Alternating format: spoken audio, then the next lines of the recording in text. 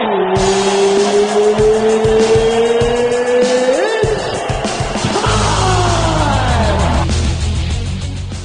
not going to say much because we got a guest that's only got a little bit of time. So, ladies and gentlemen, please welcome from UFC in the world of mixed martial arts, woo! It's Chris Cope.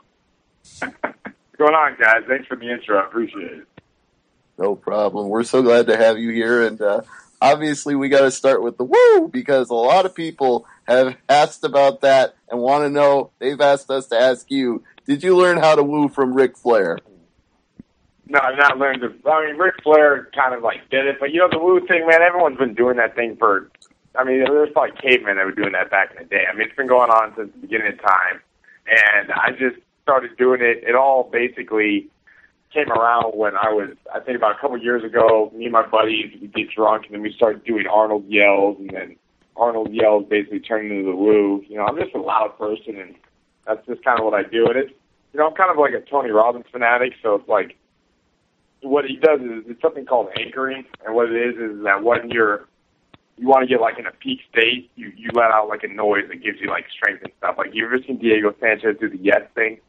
Oh yeah, yes cartwheels where he just yells out yes every time he does a cartwheel. Yeah, yes cartwheels. He looks like an idiot. I think the woo is a little bit cooler, but yeah, you know that's basically the same type of thing. Yeah, it definitely it certainly worked against Cold Steel Chuck O'Neal because he didn't have any answers for you in that fight. Well, yeah, and I think the whole show I was underestimated. Nobody really knew. You know, they all thought they were going to go right through me, and I'd much rather be underestimated than overestimated, you know, so it was good. But the one thing that people don't realize about me is my whole MO, if you find me, is I'm trying to take you into deep water. I'm going to drown you. Like, I get stronger with each round. You know, the first round's all right, second round, but the last couple of rounds, that's where I really start to pick it up. And it's usually opposite. People start out stronger than they stay. Now, I know that Peter has some questions about Ultimate Fighter, but before I throw it to him, I got one quick question about people underestimating you since you brought that up. Do you feel like Strikeforce underestimated you when they put you on the Fedor versus Verdum card?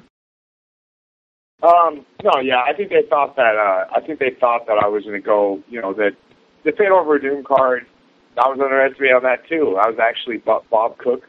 Basically, I think matchmade for that. Bob Cook used to be my old trainer that I was at AKA. They brought me in, I think, to lose, and it was one of Bob Cook's guys. And I remember being in that fight, and the guy had me in the corner, and I wanted to just say to Bob Cook, like, hey, you remember me? What's going on? Because Josh Thompson back in 2005 told me, like, hey, bro, you got at least 5 years before you even turn pro or do anything. But the ironic thing was, exactly at that 5-year mark, me and him are fighting on the same card. On the second biggest promotion in MMA, you know what I mean? And not to mention a fight card that's going to go down in history because that's the fight that Fedor lost. That's one of the fights that everyone's going to remember. Right, and I think we're seeing lately from a lot of MMA websites that the whole 5 years before you turn pro thing is kind of going to the wayside. They're saying that the younger you get started and the more fights you can get in early, the better, because there's like a 10-year window from the bottom to the top. Yeah, and I mean they got a lot of stuff with the amateurs going on right now. Where you know we didn't really have that in California, so that that's kind of a cool thing. But at the same time, you know, if you're in the fight game for the fame and the money, you're in the wrong business because it's a pyramid effect. And there's only enough money and fame for the people at the real top, and then not to mention, you know, every champion's got to retire, every fighter's got to retire, and then there's always going to be someone that takes your spot. So when I fight, I really fight for myself. Prove to myself to see that I can do it. It's a test every time I go in there. And then I also fight for a lot of these kids out there that they never believe in themselves. Maybe they were underestimated, and I don't want them to quit on themselves because I didn't quit on myself. And if they don't quit on themselves, they can do the same thing. And I'm not done yet. Like every single time that I fight, you know, now I basically refer to my fans. I call them the Woo Nation. You know, it's like when I go in there, it's not just me. It's like we're going in there. I'm going in there with my fans. If we win, we win. If we lose, we lose. But it's a team deal, you know. Do it together. I think it's that way with a lot of fighters and a lot of fights is that, you know, everybody feels like they're part of the cage, but only a few people can actually get in there and do what you do and grind it out. We just kind of get to live vicariously through the experience of seeing guys fight. Well, yeah, and that's the thing with special athletes. Like, there's always that thing about people having a team, like their football team, their baseball team, and they always say, oh, we won, we lost. Like, no. you watch that person won, that person lost. But I really feel that when I win or lose, my fans are with me and we do it together. What's the one lesson you took from the Ultimate Fighter experience? All right. Well, the thing about the house is this: anybody, in my opinion, that makes it through that house is the Ultimate Fighter, because that stuff's no joke. I mean, people always ask me what it was like, and I always tell them the same thing over and over again. What Dickens said in one of his books. It's the best of times is the worst of times.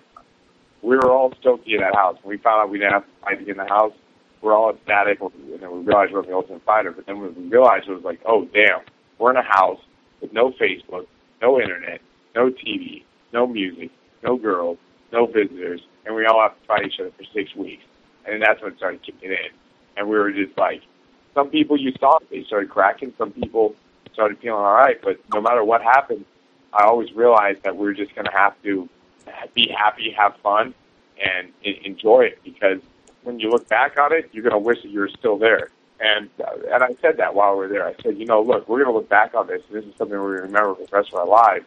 And when we leave this house, we're going to wish that we came back. And, there's not a day that I wake up where I don't realize, like, oh, it'd be cool to be in there for one more day.